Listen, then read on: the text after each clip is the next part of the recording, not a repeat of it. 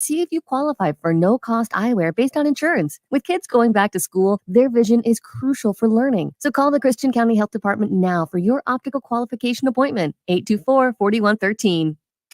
Your information station, WTIM. Welcome in to the WTIM, your information station. My name is Tim Zalabak. It's time now for the WTIM Morning Show. Good to be here with you all on this great Monday. Let's thank our sponsors for this one. It's People's Bank and Trust, where they put people first, and Landmark of Taylorville, where you always do better at Landmark. Sitting down with me today over the phone, actually, it'll be Kent Redfield. He's a professor emeritus of political science at the University of Illinois, Springfield. How are you today, Dr. Redfield? Doing just fine. Oh, perfect. Thank you so much for being here with us. We got some pretty hard-hitting topics to reach today because it is fall veto session officially in this week. Just getting things started. We don't got to get too lost in the weeds here, but explain a little bit about the fall veto session. What does that mean? Well, the governor has very strong powers to veto bills from the 1970 Constitution, but it's set up in a way that you have to come back in the fall and the legislature gets a shot at overturning those vetoes. And so we're going to see some vetoed bills that were vetoed completely. Governor also has the power to suggest changes and a mandatory veto. And then because they're in town, we always get new legislation or old legislation taken up. And so it's likely to be, we kind of know what's going to happen. But if the legislature's in town, they can, things can come out of the blue. So we shall see. 3 days this week, and then they'll come back in two weeks and do 3 more days, and it'll be done. All right. So, yeah, it looks like it's Tuesday, Wednesday, Thursday of this week, 24th, 25th, and 26th. Thank you for explaining a little bit just generally about what we can be looking out for. So you said there's past bills and future ones to be looked at. So can we get a couple examples of past vetoed bills and what those look like, what caused them to be vetoed? Okay. So we've had a moratorium on new construction for nuclear reactors since, for about the past 35 years. And that basically involved large utility projects. The Clinton nuclear plant would be something in, central Illinois that has provided electricity. Lots of problems with nuclear waste. And so we've had a moratorium. You can now, there are a new generation of smaller nuclear plants for basically commercial uses in terms of electricity, and a bill was passed to essentially remove that moratorium. The governor wanted it to be much more specific about the type of nuclear plant, and so he vetoed the whole bill. He wants a new bill. If the sponsor wants to run a veto, then they will have to get 60% in the House and then 60% in the Senate over the next 2 weeks. That's different from an amendatory veto, where we had a comprehensive energy bill, and there was a section in there about giving existing public utilities the right of refusal in terms of new construction of transmission lines in the electrical grid. He said, I like the bill except for that. And so the sponsor either has to say, okay, I'll accept your changes, and then they just need a majority vote in both houses to repass the bill without what the governor objected to, or they can, try to go get 60% in both chambers. The advantage here is really to the governor, because it's easier to get 50% to agree to most of the bill than to take the governor on and try to get 60% for the whole bill. So those are 2 things that will undoubtedly come up. Okay, yeah, makes a lot of sense there. Thank you for giving us some history right there on examples of vetoed bills that have happened. Now, going a little bit about what we've been talking about on this station. What can we be expecting for this upcoming veto session? We talked a lot about different aspects within government. One big glaring one is Safety Act. Now, I don't know if that's one that you would want to talk about today, but will that be looked at in this fall veto session? Until the litigation gets done, they're not likely to go after major changes, and they want to get some history behind them. But there's a one of the issues that has been talked about, is to provide more enforcement in prohibitions on cases where you've got restraining orders and domestic violence. So more rigorous enforcement in taking guns away from people that are under, have been convicted or under restraining orders. And so, you will get, it's likely we're going to talk about at least one gun bill, but that's pretty specific until we get more history. If there turns out to be some glaring problems, either from staffing, having enough people to carry out the no cash bill particularly, or if there seems to be a loophole where, they've got unintended consequences. It's more likely we're going to do that in the spring session just because we will have had a longer period of time to figure out how it's working. Okay, that makes sense. Yeah, spring session for that. It is kind of a newly appointed bill there. You mentioned you got to build some history behind the veto. Is that a common, kind of a traveling point for vetoes there? They have to go through a couple of sessions to build that credibility? Sometimes, you will get bills that, we discover a new problem, somebody puts in a bill and, and we get a new program. But other things you keep pushing, can still carry with something that took years to get, a bill through the General Assembly, and was helped by a Supreme Court case. They probably were going to have to do it anyway. Same-sex marriage has been something that, took a long time to get there. And so, and there are some things that are just perennial bills that, every spring we deal with them and then we don't, nothing happens and they go away till, they come back next time. So that's, when we had the budget impasse, one of the things with the new school aid formula back at the end of the Rauner administration was a bill that provided state income tax credits for people to contribute to private scholarships. So it's not really a voucher, but it gets in the school choice area. That program is ending in January unless the legislature takes it up. And so there's been a lot of publicity and press releases about trying to find a way to extend that program.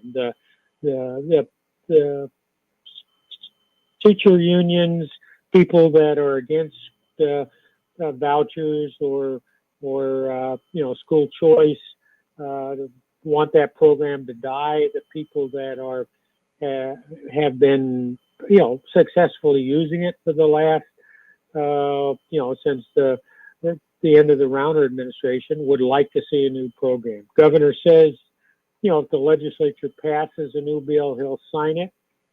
But one of the things that the quirks of their process is you want an immediate effective date during this period that will end and we'll go back to the regular process in January. You need 60%. And so it's going to be hard to get that, those 60% in the House and the Senate to put that, to refund that program. We, change it to see if we can find, get enough people to pass it. And so, that's likely to be something we're going to be dealing with in the fall. in the next week. Sorry. Yeah. No, it makes total sense there. I appreciate this educational scholarship program that's going to be considered in this upcoming veto session. And I want to get into more of what will be on the docket for the fall veto session here. That's going to be happening this week and next week. We're going to take our short little break here, Dr. Redfield. But that'll do it for this first half of the WTIM morning show. My name's Tim Zalabak, your host. I'm sitting down with Dr. Kent Redfield right now. He's a professor emeritus of political science at the University of Illinois Springfield. It's been a great conversation so far. We're talking the fall veto session. We'll be right back here with it on the WTIM, your information station. Your information station, WTIM. Hi, this is McKenna Duggar with People's Bank and Trust, and I'm here to share information about our Save by Spending programs. Save by Spending Roundup, where we round up your debit card purchase to the next dollar and put that change in your savings account. Also, our Save by Spending Rewards program. You can earn cash back on all qualifying signature-based debit card purchases. Call 888-PBT-1954 and learn more about our Save by Spending programs. At People's Bank and Trust, we put you and your savings first. People's Bank and Trust, member FDIC, equal housing lender. The Christian County Economic Development Corporation is a not-for-profit organization whose mission is to promote the creation and retention of jobs and to increase the economic tax base through the development, establishment, and expansion of commerce and industry in the Christian County area. I'm Matt Hart, CCEDC's new Executive Director. I'm here to work with existing county employers as well as develop relationships towards creating new jobs in our county. Feel free to reach out to me, Matt Hart, by clicking our icon at TaylorvilleDailyNews.com. There's a new place in Taylorville to enjoy breakfast, lunch, or dinner, and their street is reopened. The all-new American Eagle Restaurant at 102 East Park is open 6 a.m. to 9 p.m. 7 days a week. Breakfast includes exquisite skillets, omelets with fresh veggies, and tasty Benedicts. The lunch menu offers lots of sandwiches, wraps, melts, paninis, and super sandwiches. The dinner menu at the all-new American Eagle Restaurant offers steak, pork, seafood, and stir-fry with lots of sides, desserts, and beverages. Check them out. The all-new American Eagle Restaurant, 102 East Park in Taylorville, and their street is reopened. Shop local first. A small contribution from a local business can often make a big difference for a local nonprofit, civic, or service organization, church, or school. The only reason locally owned businesses can support these groups is because you support them. The Miller Media Group and these local businesses encourage you to shop local first. Greater Taylorville Chamber of Commerce, 108 West Market Street, 2nd floor. Eat local, shop local, spend local, while supporting your neighbors' businesses and dreams. These local businesses and the Miller Media Group ask you to shop local first.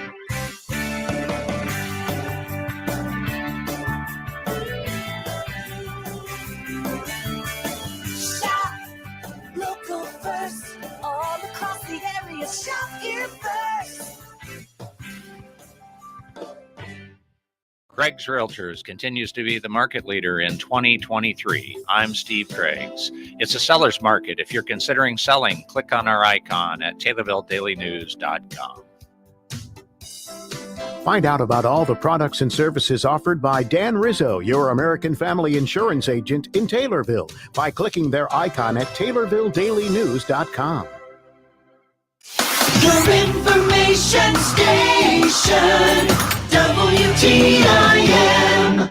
Welcome back to the WTIM Morning Show. I'm your host, Tim Zalabak. Good to be here with you all on this fine Monday. We're sitting down with Dr. Kent Redfield right now. He's a professor emeritus of political science at the University of Illinois Springfield. Before we get back into this fall veto session talk, we're going to thank our sponsors, Landmark of Taylorville, where they put people first. Or actually, no, Landmark of Taylorville, where you always do better at Landmark. I switched up my order right there. And People's Bank and Trust, where they put people first. Dr. Kent, do we still got you? Sure. Amazing. Yeah. Sitting down with Dr. Redfield right now. We're going to talk a little bit more about the fall veto sessions happening this week and next week. We talked a little bit about what's going to be on the docket. I want to get more into it. We talked over the break about some ethics bills regarding Speaker Mike Madigan. Take it the rest of the way there, Dr. Redfield. Well, the Republicans have all during the spring and during, lead up to the session, they've got some bills they've introduced to do things on political ethics, extend revolving door prohibitions in terms of people, leaving government, going work or lobbying, those sorts of things. And what's going on here is, nobody expects anything to pass, but this is a great issue for the Republicans. They want to say state government's corrupt and we got to fix it, and you really can't fix it with the Democrats in charge. And the Democrats come back and they say, well, we got rid of the bad apples, Madigan's going to trial, and we passed, some good bills in response to this. And so we really don't need to do anything. And this is pretty much just position taking, posture, political theater to you want to get on the right side of, something to put in your campaign literature for the primary or issues you're going to use in the fall. And so, we're going to do, we'll do those kinds of things where they'll have a particular bill, a particular issue. Representative or say Senator Turner has, announced an initiative. She'd like to get a grant for the Parks Department in Springfield to build, pickleball courts.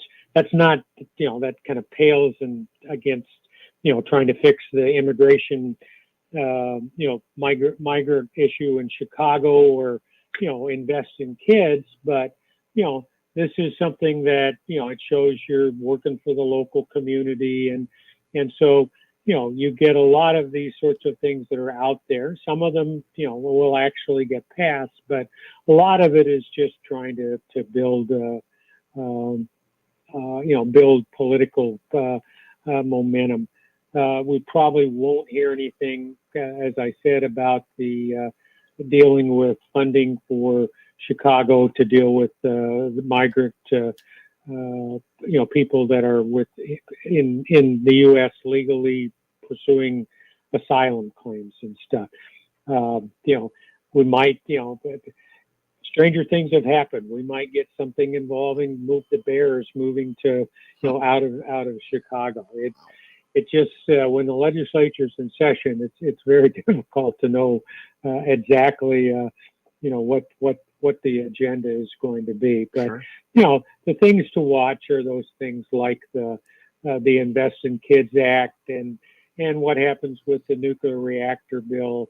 And those are things that there's pretty strong feeling.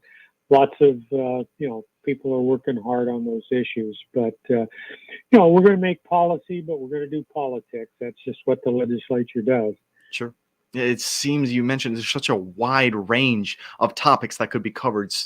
Funnily enough, like in Springfield, trying to get some new pickleball courts, but that doesn't really equate to the migrant issue that could be happening with populations of migrants moving into different parts of the nation. For our last topic here, I would like to talk a little bit about that problem right there, or if it is a problem at all, and what type of legislation will come from the influx in migrants coming to the United States.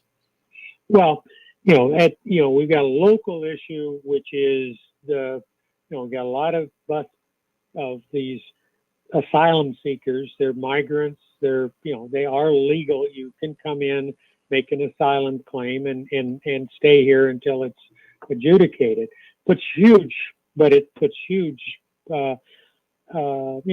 a strain on the resources, particularly of the city of Chicago.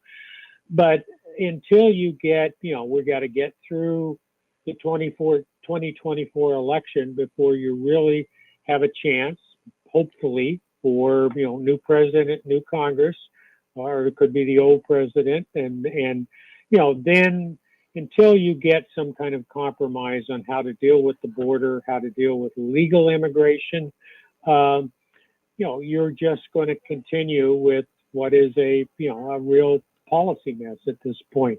No one's happy with what's going on at the border. Nobody's happy with the fact that we've cut off legal immigration, guest workers, things that would help the economy.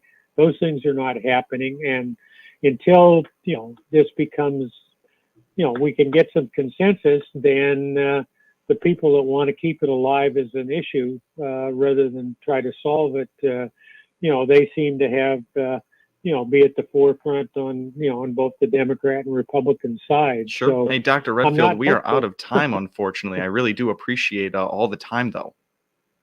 Oh no, that's always good. Yeah, I always hate cutting you off, but we got our listeners more educated today, so I thank you for that. And that's Dr. Kent Redfield, Professor Emeritus of Political Science at the University of Illinois Springfield. Any last words, Dr. Redfield? Nope. It's enjoy the fall weather while it lasts. Yes, sir. Yes, sir. We appreciate you being on. This has been Tim Zalbeck here on the WTIM Morning Show. Your information station, WTIM. Big 870 WTIM Assumption Taylorville, 96.1.